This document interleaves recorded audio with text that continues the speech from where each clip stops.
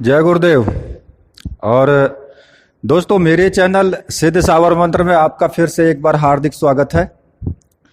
और आज मैं आपके लिए टॉपिक लेकर के आया हूं बिल्कुल अलग, कि जो मैं पूरी वीडियो में अपनी में इसमें मैं आपको बताऊंगा। क्या सब कुछ जो आपके साथ घटनाएं घट रही हैं, जो भी कुछ आपके जीवन में हो रहा है, क्या वो पूर्व निर्धारित होता है? इसी पर मैं, यही टॉपिक है मेरा। तो इस टॉपिक पर बात करने से पहले मैं आपसे रिक्वेस्ट करूंगा कि जो भी मेरे चैनल पर नए व्यूवर्स हैं वो चैनल को सब्सक्राइब कर लें और साथ में बेल के बटन को प्रेस कर दें, ताकि जो भी मैं वीडियो डालूं उसका नोटिफिकेशन आपको तुरंत मिल जाए और आप उस वीडियो को देख पाएं। और एक रिक्वेस्ट और करूंगा कि वीडियो को ना स्किप ना करें बिल्कुल भी। अगर स्किप आप करते हैं तो आपकी समझ में नहीं आएगा।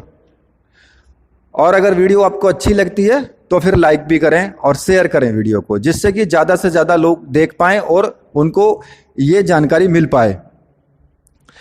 तो अब चलते हैं जो मेन टॉपिक है हमारा, कि हमारे साथ जो भी घटनाएं हो रही हैं जीवन में, क्या वो पूर्व निर्धारित होती हैं? अब मैं बोलूं कि नहीं होती हैं या फिर बोलूं कि होती हैं, तो उसका तो तथ्य तो होना चाहिए ना कुछ कि होती हैं या नहीं होती हैं। भाई सच्चाई ये है कि अगर आपके जीवन में कोई भी घटना होती है तो वो पूर्व निर्धारित ही होती है।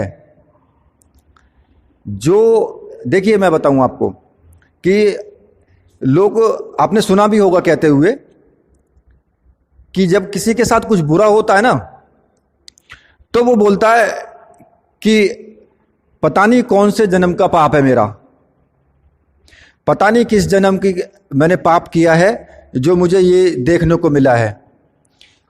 कभी कभी क्या होता है कि किसी का बेटा एक्सीडेंट में गुजर जाता है, या किसी के माँ बाप, बच्चा पैदा हुआ और उसके तुरंत बाद ही वो गुजर जाते हैं।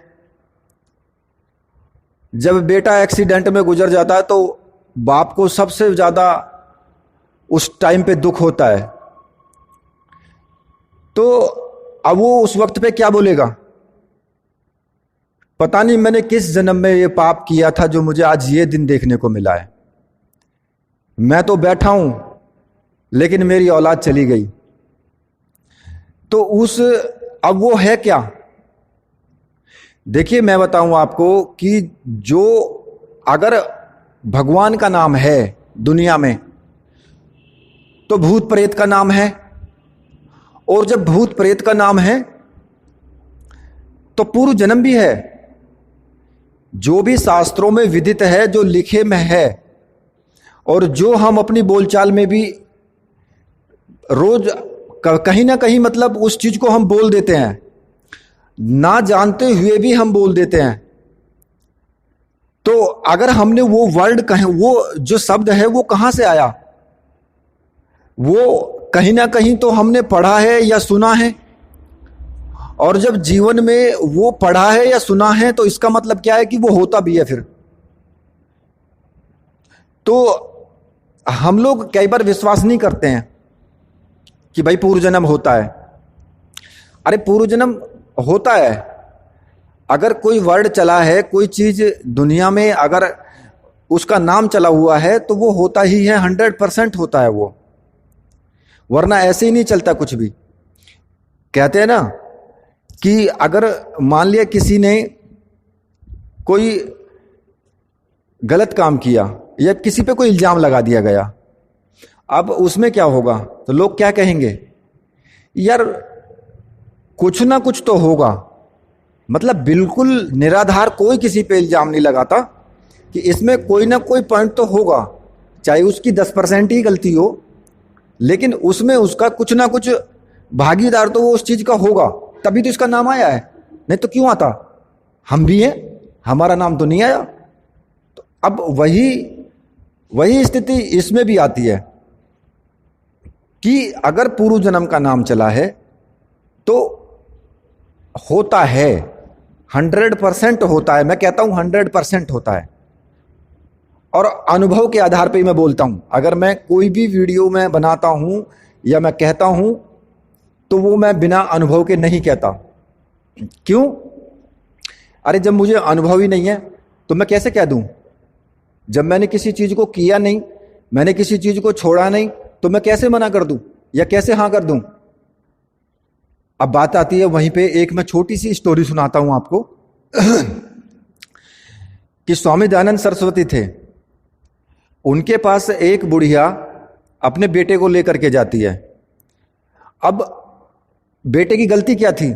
बेटे की गलती थी कि वो गुड़ बहुत खाता था। अब जब महर्षि जी के पास में जाकर के और बुढ़िया कहने लगी कि हे महात्मा, मेरा जो बेटा है वो गुड़ बहुत खाता है, आप इसका गुड़ छुटवा दीजिए। तब महर्षि दयानंद सरस्वती ने कहा कि आप एक हफ्ते बाद आना, आप एक हफ्ते बाद आना। तो बुढ़िया जो है वो अपने बेटे को लेकर के और घर चली आई। अब एक हफ्ते बाद फिर गई। जब वहां पे गई और उसने बेटे को बिठा दिया सामने, तो केवल महर्षि दयानंद सरस्वती ने 2 वर्ड कहे कि बेटा आज के बाद गुड़ मत खाना, और कह दिया कि जाओ। अब ये बात कुछ अटपटी लगी तो बुढ़िया कहने लगी कि महात्मा जी, आप ये बात तो उसी दिन कह देते। आप जो है, आपने मुझे 8 दिन तक इंतजार करवाया, आप उसी दिन इस बात को कह देते कि बेटा गुड़ मत खाना आज के बाद। अब महर्षि दयानंद जी बोले कि माई मैं कह कैसे देता, उससे पहले तो मैं भी गुड़ खाता था। जब मैं खुद गुड़ खाता हूं तो मैं इसको कैसे मना कर दूं? लेकिन मैंने 8 दिन से गुड़ नहीं खाया है, गुड़ मैंने छोड़ दिया है, तो तभी तो मैं इसको मना कर सकता हूं कि गुड़ मत खा। जब मैं खुद खाता हूं तो मैं इसको कैसे मना कर दूं? तो मेरे कहने का तात्पर्य सीधा सा यहां पे ये है कि अगर मैं आपसे कोई बात मैं आपसे बोल रहा हूं तो वो मैं आपका अनुभव के आधार पे बोल रहा हूं। जब मुझे पता नहीं होगा तो मैं आपको क्यों बताऊंगा, कहां से बताऊंगा? तो इसलिए मैं आपको बोलता हूं कि पूर्व जन्म होता है। और दूसरी बात, आपके साथ जो भी हो रहा है वो किए हुए पूर्व जन्म के या फिर इस जन्म के जो भी आपके पाप हैं, जो भी आप करते हैं, उसी के अनुसार निर्धारित होता है।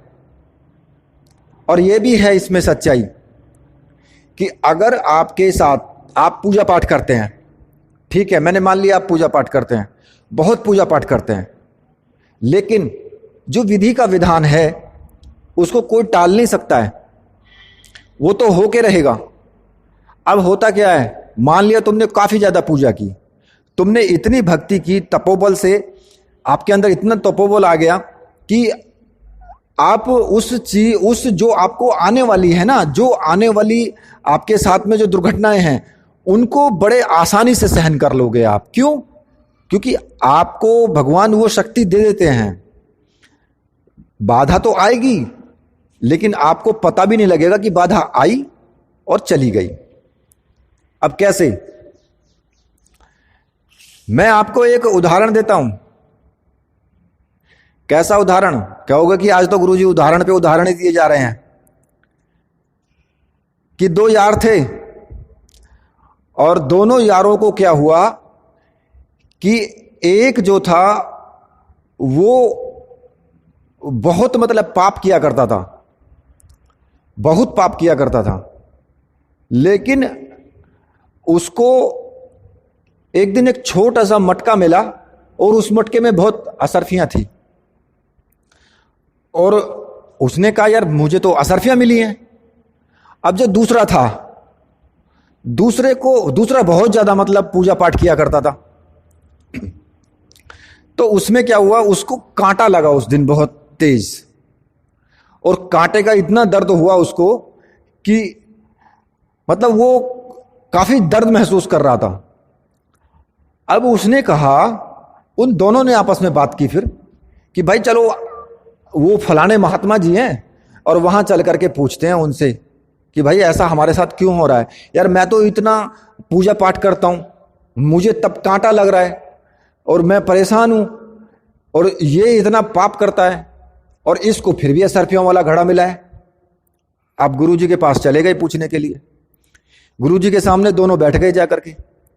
अब गुरु जी ने थोड़ा अंतर्ध्यान होकर के अपनी दृष्टि, दिव्य दृष्टि से देखा तो उनके पिछले जन्म में जाकर के वो चले घुस गए हैं। तो पिछले जन्म में क्या था? पिछले जन्म में जो जिसको कांटा लगा था उसने बहुत ज्यादा पाप किए थे।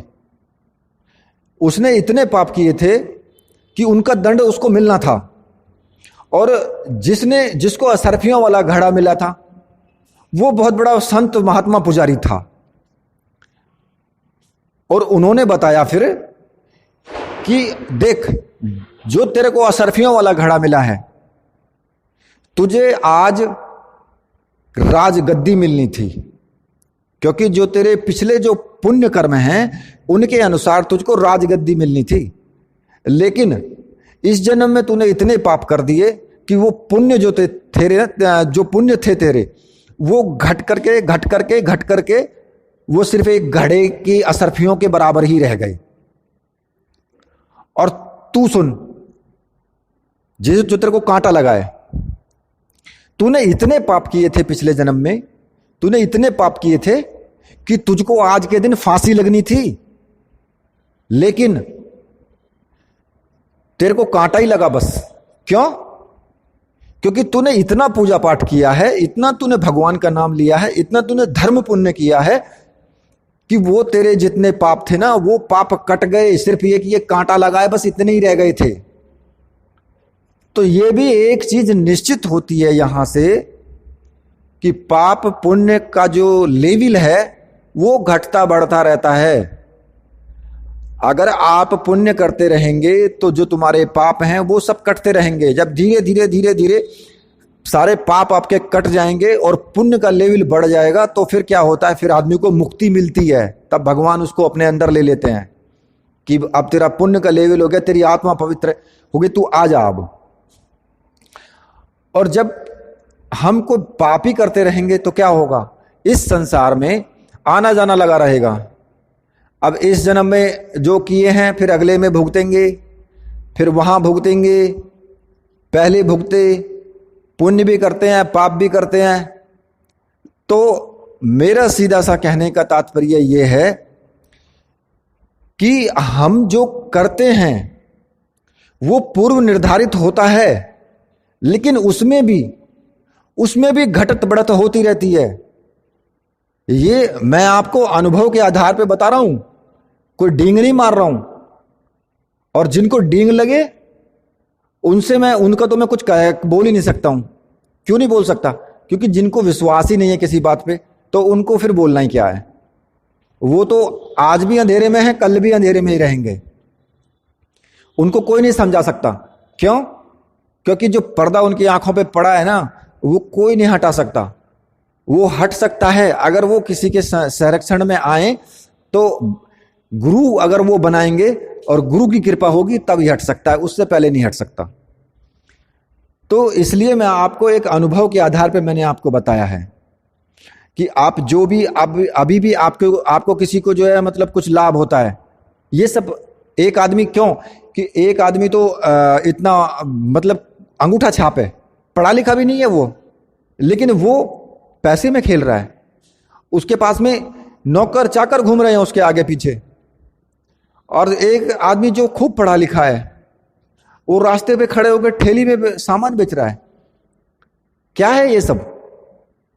कर्म तो किया है लेकिन फिर भी फल नहीं मिला है। भाई कर्म किया है मान रहा हूं, लेकिन वो कर्म इतना नहीं था कि जो उसके पाप थे वो उन पापों को काट सके, लेकिन उसका दंड तो उनको मिलना ही मिलना है। तो उसी के अनुसार वो लेवल घटता बढ़ता रहता है। और ये अगर कोई आध्यात्मिक का बंदा होगा, जिसने अनुभव किया होगा इस चीज को और जो जानता होगा, वो मेरी बात को समझेगा और वो उसको अच्छी भी लगेगी बात, क्योंकि जो संपूर्ण सत्य है वो यही है।